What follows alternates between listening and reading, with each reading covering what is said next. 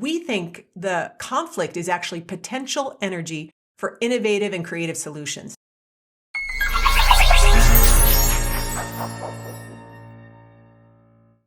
Hello, and welcome to Docworking, the Whole Physician Podcast. I'm Jill Farmer, one of the lead coaches at Docworking, and we are so glad you're here. I'm thrilled to be joined by two experts in the field of conflict, and they are CrisMarie Campbell and Susan Clarke. They are the authors of an excellent book called The Beauty of Conflict, Harnessing Your Team's Competitive Advantage, and another book designed specifically for couples on the subject of conflict. And not only that, they are experts at leadership development, teamwork development, and all kinds of other things through their company, Thrive. And they work with everybody from the San Francisco Giants to Microsoft to the Gates Foundation, you name it. Top organizations have tapped into their expertise for a very long time. And I happen to know them both personally as well, and can tell you guys we're in for a good treat to talk about a subject that lots of us avoid in real life. But if we talk about it and learn about it, we can actually use it to help us. And that is finding the beauty in conflict. So why should I think that conflict is beautiful, first of all, you guys? Well, first, nobody really likes conflict. We weren't trained in it. Most of us didn't have good role models. So we don't even like conflict, and we're experts in it. However, we know the value when you do hang in and get curious and interested in another person's point of view, something new emerges. But it is an uncomfortable process. We want to acknowledge that right up front. And yeah, just also to be clear, we didn't call it the joy of conflict or the comfort of conflict or the ease and grace of conflict. We call it beauty very specifically because beauty has depth. So conflict does have some messiness in it. It's not simply resolution sometimes, but there is beauty in that. Just like there is when you take a picture and have the full spectrum of colors in it. You need to know that that all needs to be there to maximize and find that beauty in conflict. And we think if you know that it's a natural part of any relationship and it's going to be there, it's actually the juice that gives you the ability to create and do something innovative, then I think people become a little more comfortable with the discomfort. So that's why we think, there is beauty in conflict for sure. I like that. It reminds me of Glennon Doyle saying that sometimes things in life are brutal, right? There's the brutal. I love that. I hadn't heard that one. That's great. I think that's exactly what you guys are summarizing here. So when it comes to physicians, I know when I'm coaching physicians, I oftentimes experience that conflict can be a derailer for them in a variety of different situations. Sometimes it's because they feel overwhelmed and exhausted, and they find themselves in more conflict than they want because they don't feel like they have time to figure out situations. Other times, they just want to be the best perfectionist student all the time, and they don't want to have any issues. So they just try to sort of like put their nose to the grindstone and work harder to avoid conflict. Tell me a little bit, if you guys would, about the different styles of conflict that show up for people in ways that can be obstacles and then potentially serve them if they understand them better. Sure. So one thing, conflict comes up when there are smart people who are passionate about something, focused on an important goal. And what happens is different opinions come up, strong emotions, and we get into that right-wrong energy. And that energy is tension in our bodies and tension between us. Mm-hmm. And we, again, weren't trained how to deal or hold that tension. And so we tend to opt out, diffuse, manage, avoid conflict. If you look back, it's probably the same thing you learned. It's in a more sophisticated version, but the same thing we learned as little kids dealing with our parents, because that's who we were following. Well, and most people have built on those patterns of coping and have become really pretty good at them, because that actually can become someone's superpower. It's just not necessarily as effective in a conflict or a relational situation where there's that same tension. And so the way that people tend to opt out, there's three different styles we talk about. There's this superstar, who is the person who's like, they're usually pretty darn smart. They have great answers. They think they've got the right solution, and people are going to thank them if they just went ahead and did it. Afterwards, they're going to thank them. So that's one. And what they can do is they can override the situation. And then when they get done all that work, they're like, see, ta-da. And people are like, I never agreed to that. So they miss getting buy-in, which is really what you need when you're dealing with a team, for sure. And then there's the accommodator, who is generally someone who has learned that the best way to make sure that we go in the right direction is that if everyone is happy. So they will often do something, they're a one-off situation. So, maybe they know that two physicians on their team are having challenges, and they'll go to each one separately and try to work out the problem. And really, they probably need to bring them together, but they believe that the harmony would be better served if there was a mediator, which generally doesn't work. And this can easily become a superpower for a consultant. CrisMarie, she's the master of it. I grew up with an Army Colonel dad who you couldn't disagree with. And so it was always like, well, Dad, yeah, I agree with you. And my older sister, well, I agree with you. And what the accommodator does is they leave out themselves, and that energy has to go somewhere, because remember, this is all about tension building up. And so it usually comes out in passive aggressive ways or gossip behind somebody else's back, because the person, the accommodator, myself, is not bringing my voice into the situation saying, I'm uncomfortable that you two aren't getting along. Can we talk about this? So that's what happens. Or it goes home with them, I think, and comes out in squirty, unhelpful ways. The last one is the separator. And the separator, generally, they want to focus on something else. So I was thinking, we worked with a hospital group, and the woman who was the main physician, she was like, look, I need you to work with my staff and get them ironed out, because I've got to go do what I do best. I have clients. I need to go. This is like in and off site. And we're like, no, you actually need to be here. I know you think you're doing your business well by going off and taking care of that important thing, but you're actually separating. So if you want your team to work together, you need to be here. So a separator usually has a good reason for not diving into the actual conflict, but it's generally not helping the conflict itself. It's avoiding it. So those are the three main styles. And again, they could be superpowers, but they diffuse the tension. And we think the conflict is actually potential energy for innovative and creative solutions, not just the leaders or the loudest persons. And so you want to utilize that in dealing with the team. Yeah, I love these. I think you guys just do such a brilliant job of encapsulating. And I think I tend to fall more with you, CrisMarie, and that kind of typical middle child specific who can't we all just get along. But I can see all of those coping mechanisms coming up in different situations and in different times in my life. And I think a lot of our listeners are going to be able to identify with them as well. Okay, so if we've identified sort of what our default style is in conflict, and we know that there's a better way to be able to sort of use this, as you said, the energy to transform it into something more meaningful, how do we do that? I know that's a big question, but what are some ways that we can begin to use conflict more effectively instead of feeling like it's destructive for us? The first thing is you want to actually start to become aware of what goes on for you in conflict. So becoming that watcher, as Martha Beck would say, or the observer, and develop more self-awareness so that in the midst of conflict, you can go, oh, I am being a superstar. I am being an accommodator. And in that moment, the biggest thing is to actually build the biggest muscle in this is vulnerability. The willingness to just even internally admit that that's what's going on and I'm uncomfortable. But even then starting to say, wow, I'm uncomfortable. That's a vulnerable move in a situation. You're not solving it, but you're showing up more as a human being. And we know this is tough for physicians who were trained to have the right answer and be the subject matter and be almost even gods. So to actually show up and be more relational and say, hey, this is uncomfortable for me, I don't actually have an answer, is a really powerful, as soon as one person drops in and is more real, the energy of the situation will often shift just with that one comment. Well, that's powerful. Well, I do want to say, I love Brené Brown because she's kind of made vulnerability something that we all kind of are at least interested in talking about. But I still go back to Webster's, because the bottom line is people need to know that the definition of vulnerable is to expose oneself to danger.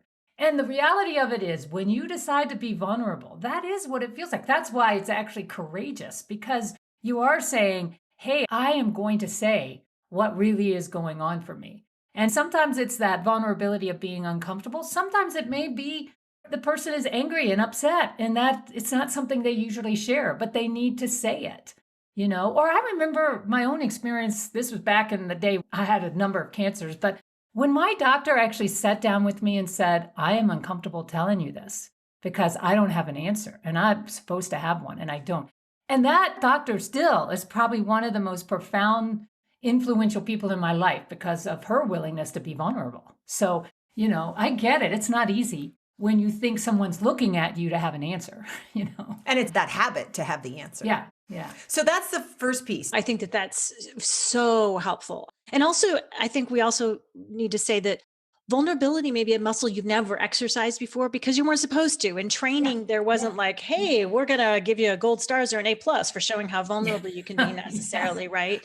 Depending on your age and when you went through the grueling, and there's no other way really to describe it, nature of medical training. Vulnerability 101 was not a course that was available to anybody. So I think it's okay if you're like, I don't really know how to do this. And it's okay to keep it as simple as you guys just said, which is, I'm not sure. Yeah. I'm uncomfortable. Those are okay things to say. Yes. And I think that's where your leadership coaching probably helps cultivate that willingness and that muscle to show up as a human being. And by the way, the more you learn this, it's going to help in your team dynamics. It's going to help in your relationship dynamics. Because you think about any relationship that really means something to you, you probably are willing to show up and say, God, I'm angry, or I'm uncomfortable, or this isn't working. You know, you're willing to be more open to that. And then the next step is really considering this relationship and learning how to become more curious about how this other person puts the world together. One, be curious about how you put the world together. And we have a model called Check It Out that we outline in the book, but it's a way to help, be interested, not assume The problem is we assume, oh, I know what she's going to say. I know what he's going to say. So why bother? I'm not going to go there. And you really don't know what the person's going to say. And to be open to that other person showing up is quite powerful. And that takes curiosity, being willing. And that's another key element. And just though to be clear, curiosity doesn't mean just asking questions of the other person, which I think a lot of times this could be where an accommodator or someone who's learned to mediate tends to go. And the thing about curiosity, it is the willingness to also reveal, here's the story I'm telling myself. I don't know. I am curious whether it fits for you or not. And if this story doesn't fit, tell me what does. Curiosity involves both sharing how you put the world together and then being interested and curious in how that impacts and lands on the other person and how they put it together. I think Alan Alda said it best, like, if I can listen with the willingness to be influenced, then our conversation shifts from dueling monologues to a dialogue. That's where the richness and the connection comes in that we all crave in relationships, that real genuine connection. I know you guys are finding this as interesting as I am, and we have lots more coming up right after this important message from Board Vitals. Preparing for your board exam or looking for a quick and convenient way to earn CME? Study for your board exam and fulfill your CME requirements with Board Vitals. Board Vitals is the leading online board review platform with question banks and CME activities available in more than 50 medical and healthcare specialties. Board Vitals questions are loaded with detailed explanations, reference materials, and evidence-based rationales. And now you can take your studying on the go with Board Vitals mobile app. People who use Board Vitals question banks have a higher pass rate by 9% from the national average and an 18% reduction in study time. Board Vitals has helped more than 400,000 practitioners pass their board exams. They offer a free trial for all their question banks, and they offer a 100% pass guarantee when you sign up for a subscription of 3 months or more.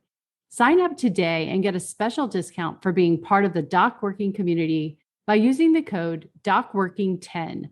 That's DOCWORKING and the number 10. That's a 10% discount code just for being part of our community with the discount code Docworking10 for boardvitals.com. That's BOARDVITALS.com. And that's one of the things I think you guys also talk about is we tend, and I have this default often, I know a lot of my physician clients do, because, sometimes lives hang in the balance on whether you're right or not. And so we can get a little more hung up on being right than relational. But in conflict situations, you guys talk about understanding that often being relational is where we need to shift the focus. Can you explain that a little bit more? Yeah, you can't be right and relational at the same time. So that's the key. And we talk about this in the book, and the idea that really there's this regular continuum between what we call power and strength. And power is that usually we're in a role, we can dominate the world around us. And strength actually is when you're working from the inside out. It's a little different. Neither is better. We are always moving between these. I mean, I want my physician who's a surgeon to be in their role. I don't really want them When they're messing operating. around and being curious about different ways to use the knife, or would this be better or that be better? I want them doing what they do well. But there's another time when they might be dealing with their peers or dealing with me, and I might want them to be more relational. So the real challenge in any kind of position and in life really is that movement between control and vulnerability, roles, and then that authenticity. And it's actually not one or the other is better. You just have to learn that life is in motion. And are you aware of where you are operating from? And too often we get stuck in, though, this is the way that I feel safe, is having power, control, being right. Mm-hmm. And so we want to encourage physicians to actually come over to the other side, practice that vulnerability. And one easy tool in those situations where you're bumping into a conflict, rather than repeating your point again in a different way for them to get it, is to actually slow down and reflect back what you're hearing them say. It's simple, but not easy, because we so much want to defend. And this is great if you're feeling defensive or somebody else is. If you take the time just to say, okay, so it sounds like you're frustrated, you don't think we did a good job, and you really want this to end right now, whatever that is. And the other person, if they've been fighting for it, all of a sudden they're feeling heard and they're like, yeah, that's exactly, or no, it's not that, it's this. And so there's a clarifying moment. But what that does inside the physician or whoever is it helps bring them down the stress curve, because we go up into fight, flight, in conflict. It brings more of their brain online so they have more choice, more possibility, and can hear better. And you notice in the way CrisMarie was describing it, it's not like you're agreeing. You're simply letting the person know you really have some understanding of the position they're in. You haven't said, oh yeah, you're right, I didn't handle that well. But you're giving them room to know, I get, you don't think I did. So let's, and that really helps give someone space. That's the relational piece. We're not both right. We're not either right or wrong when it comes to relationship. We have to allow for there to be more of a possibility than just that. I want to talk a little bit about nonverbal communication in conflict. So I got to watch a few years ago, and I know, Susan, you are trained in equus coaching, which is a way that horses are used to help people sort of understand the way that often we are communicating nonverbally in the world, because horses don't lie. And I watched a situation where I was watching a really wonderful equus coach a corporate team in the ring, as it's called in equus coaching. I'm not an equus coach, but I was an observer there. And this accomplished surgeon turned hospital administrator was in the ring. And he was really frustrated because he said, I keep telling my team they're doing a great job and they still seem so insecure. And so the coach said, I want you to pretend the horse is your team and I want you to tell them they're doing a good job. And he said, you're doing a good job. And the horse started going crazy. It was like jumping all over the place. And so the coach said, do you mean that? And he said, well, yeah, they are in this area, but not so much in this area. And what was happening is everybody on the team could read, even though he was saying great job. Inside, he had some insecurity about at least specific parts that were happening. And I do think nonverbal communication really plays a big role often in our world in conflict for physicians as well. What do you guys have to say about that? Oh, totally and completely agree with you. I mean, there's a lot of evidence that 90% of communication is nonverbal. So there's a lot of cues that we are regularly given. Now, it happens that horses happen to pick up on all of that. They're not really as brilliant as we give them credit for. But what they do well is they're just like, that person over there is not in their body. And what they really want to know is that you are congruent, so that what you're saying is consistent. Because horses pick up on your respiratory rate, your heartbeat. So do we, but we've been socialized to never say, to just go, whoa, you're way out of congruence here. We pick it up. And so what a leader needs, or a surgeon or a doctor, whoever it is, needs to learn how to do is to be congruent. And it may be that they're not being really honest. They're just ditzing out, you're doing a good job. It could also be that in their own mind, they're self-criticizing themselves. I find that to be a big thing that can happen. Their own internal dialogue is like, oh, please don't let them know that I don't know how to tell them they're doing a good job. I hate praise. I suck at this, blah, blah, blah, blah, blah. And because that dialogue is going on, they think no one hears it, but it's actually registering in their physiology. So it may not even be that they're really pissed off at their staff. It could be that they're in their own cycle of self-hate. And that's what's changing that physiological internal response. And until they actually make that more congruent, everyone else is just picking up the incongruence. And then we as people just project our own story on that he's mad at me or they're mad at me. I did the wrong thing. And it becomes a whole cycle that's all happening without any verbal cues at all.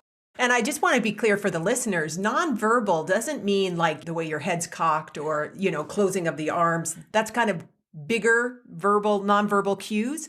It's that energetic that's happening inside that Susan's talking about, that incongruence between my inside and my outside somehow. And I think what's so powerful is the horses are just really big lie detectors, basically, of that. But she also brings up a good point. People are too, but we've lost touch with that. But still, people don't believe it on your team. Something isn't right. I don't. Yeah. Yeah. So. Yeah, really good points. So I had a situation recently where a client shared they were moving from a hospital situation to opening their own practice. Really exciting, really following a dream for themselves. And they were also not used to managing the medical records folks, the nurses, the other people within that office. And conflicts started developing between some of the office staff members, between, nurse and the front receptionist and those kinds of things.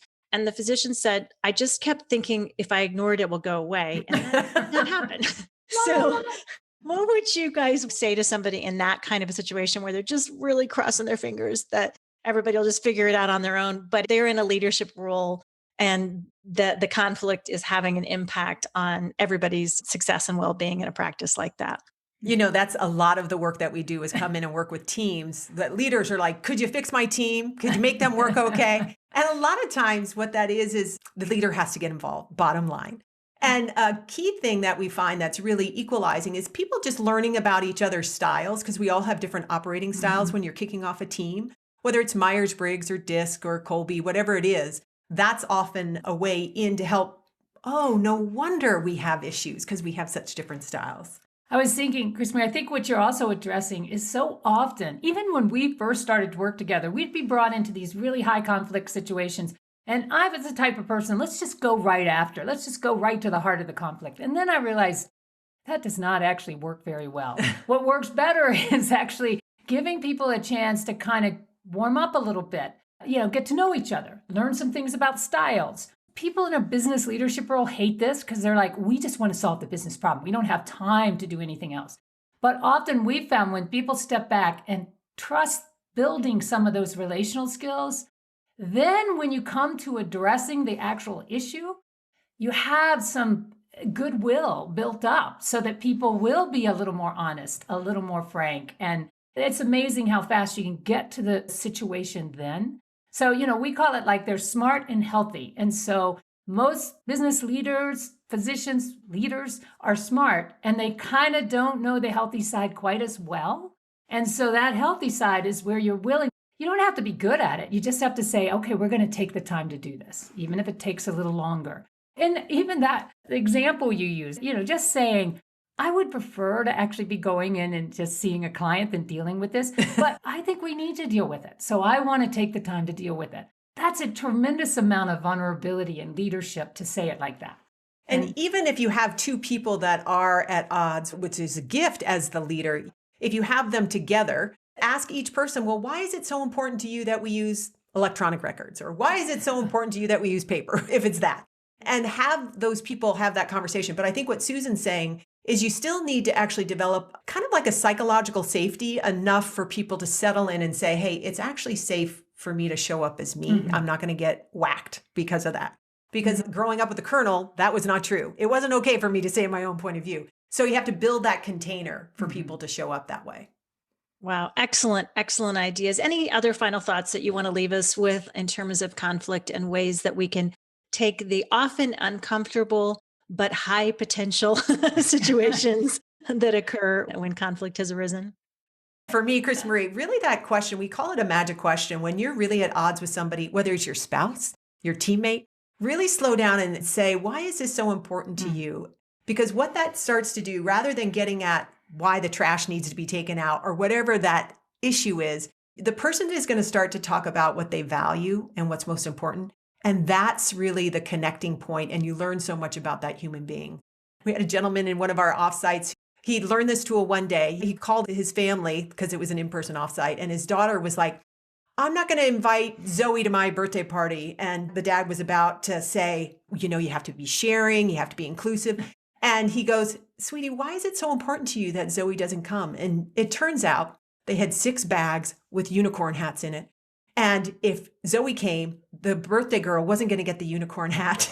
So it was like, once he knew that, because he asked, why is this so important to you? He was like, sweetie, we can make another unicorn hat. We can invite Zoe. And she said, we can invite Zoe. So it's those little magic moments that turn everything around. I love the unicorn story. I don't have a whole lot more to add to that, but I do think probably the biggest thing is that for me in conflict, 9 times out of 10, I fight when I actually don't feel right inside myself. And if I can recognize that stance comes and take care of myself, whatever that looks like, not leave it to somebody else to tell me I'm okay or whatever, I can come back in and be way more engaged and interested. So that's helped me be able to recognize when I get really strong, take a moment. Why am I being so loud? Take a moment and figure out how I can settle and be okay with this. And if I do that self-care, 9 times everyone around me is better off. So, Such good stuff, you guys. I totally related to that because often I, like many of the physician clients, will slide into wanting to be right instead of relational. I'm going to ask myself what I'm afraid of, what feels under threat. Yes. If I'm not right, it helps me to still honor, what I'm standing up for is a value to me. I can still honor that and connect to the other person's perspective, as you guys shared earlier, being willing to look at it through the lens that they might be seeing this from, or the perspective they're looking at it from, is so helpful. CrisMarie Campbell, Susan Clarke, the authors of The Beauty of Conflict, Harnessing Your Team's Competitive Advantage, the incredible leadership coaches and consultants to great organizations like, I'm going to say it again because I know you want me to say it again because you're such a big fan of the San Francisco Giants. I have to say, those of us that aren't Giants fans are still very pleased that you're helping them out. And they're lucky to have you working with them. But you guys gave us so much terrific information that we can take action from starting today. So thank you so much for your time. It was wonderful having you. Oh, it's a joy, Yes, Jill. We love connecting with you. Yeah, this is important work. So thank you. And thanks to all of you for joining us on Docworking, the Whole Physician Podcast. We have something really exciting at Docworking that we want to tell you about. It's called the Docworking Thrive Subscription Membership.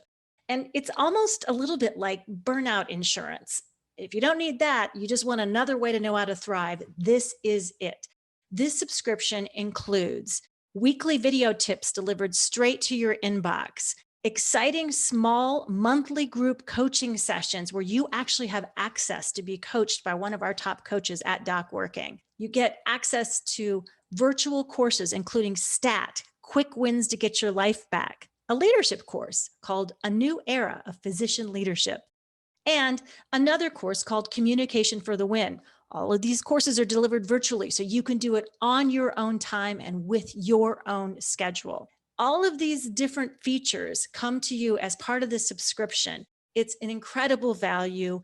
We are so excited for this community. And you also will have access to 24/7 private Thrive Physician Facebook community. Don't wait. Go right now to docworking.com to find out how you can sign up for the Docworking Thrive subscription membership.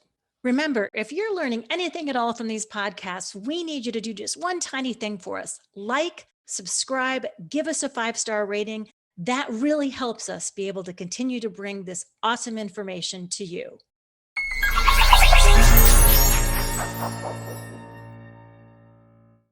Hello, and thank you for listening. This is Amanda Taryn. I'm the producer of the Docworking podcast. If you enjoyed our podcast, please like and subscribe. We would also love it if you checked out our website, which is docworking.com. And you can also find us on YouTube, Facebook, Twitter, and on Instagram. On Instagram, we are Docworking1, and that is with the number 1. When you check us out on social, please let us know what you would like to hear on the podcast. Your feedback really means a lot to us. And if you're a physician with a story you'd like to tell, please reach out to me at amanda@docworking.com to apply to be on the podcast. Thank you again, and we look forward to talking with you on the next episode of Docworking, the Whole Physician Podcast.